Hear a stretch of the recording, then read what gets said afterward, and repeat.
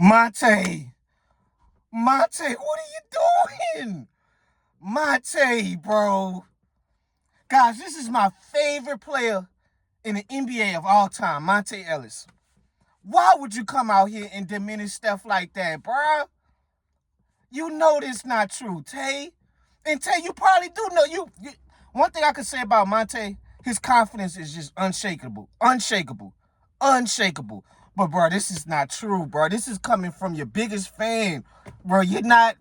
So basically, guys, Monta Ellis came out and said over the weekend that if you switch the roles between him and Steph, the result would have been the same, championships and all of that. When the Warriors was winning their championships, Monte felt like he could have did the same thing, winning those 4 rings. First of all, Tay, y'all probably you would have never won that first ring against Bron. The first ring that they won against Bron when Kyrie and Kevin Love was injured, I still don't think y'all would have won that. No. The following year, as you being the best player, what was that, 2016? That's when 2016 was your first year in Indiana, right?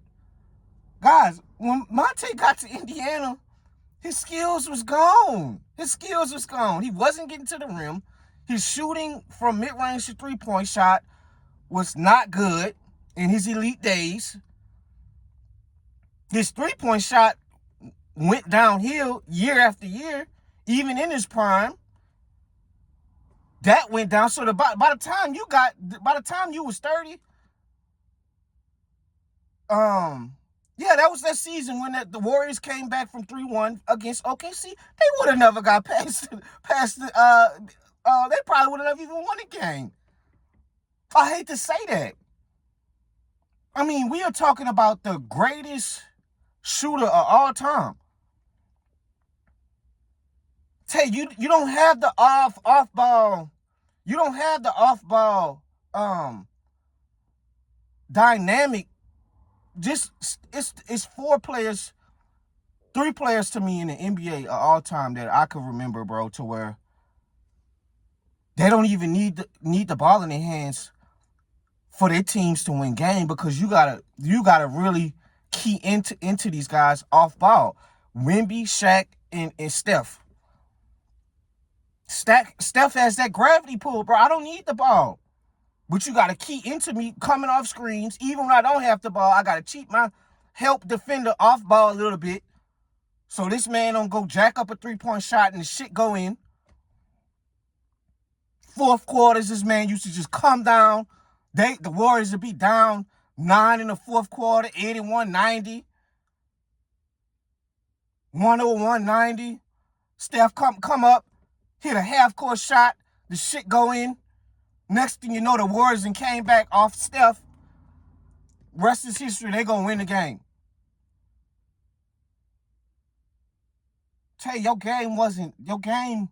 Your game, you was a downhill finisher and a mid-range assassin in the prime of your career when you was averaging 25, 26. And I argue with anybody over Tay getting to that rim, finishing under the basket, making your finishing looking sexy around the rim, to me is Kyrie, AI, D Rose, and Monte. That's it. From the guard position. That's it. That's it. I'm talking about small guards. Tay was always in top 5 finishing under the rim. He was so efficient.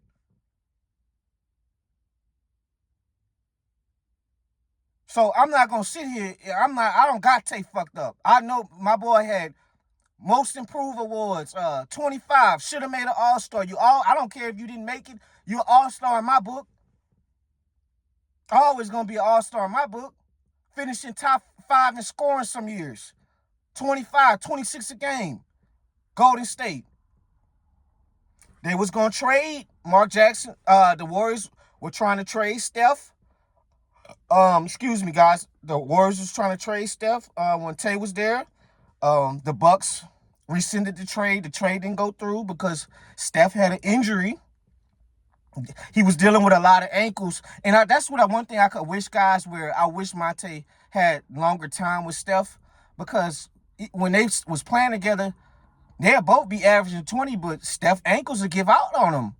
Monta never really got to play with a healthy Steph. But back to my point, yeah, they really tried to trade Steph. The trade didn't go through, and then he went to Milwaukee, and the rest is history. And Steph took off after that. And at the end of the day, when I say they wish they played longer, it's really greater for the good guys that they didn't at the same time, because I don't think Monta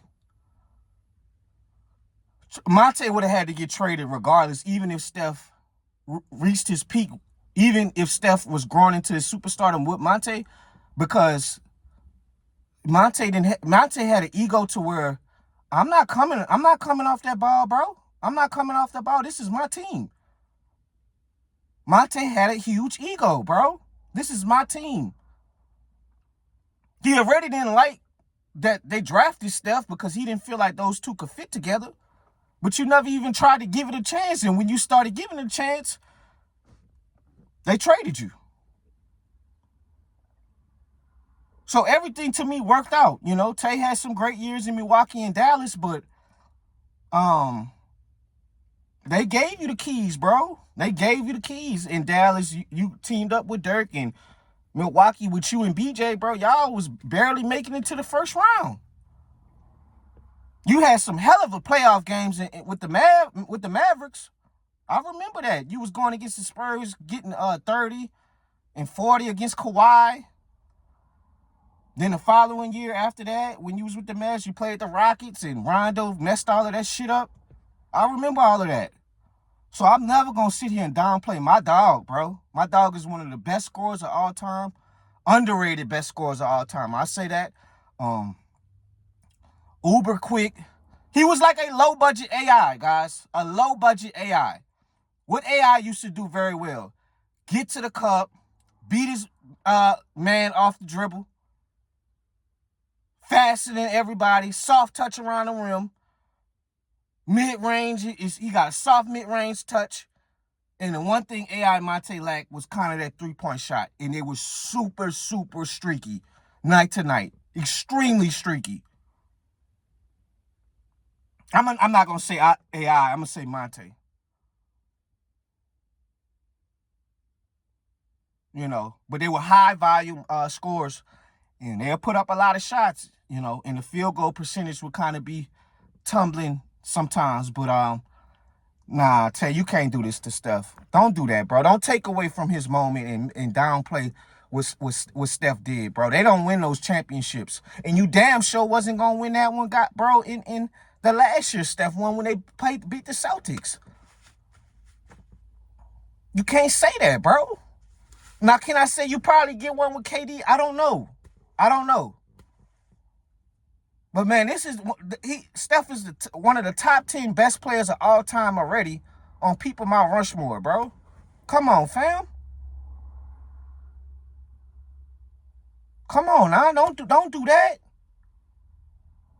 So, that's all I got, guys. I don't really have much to say. I wish Steph, you know, Steph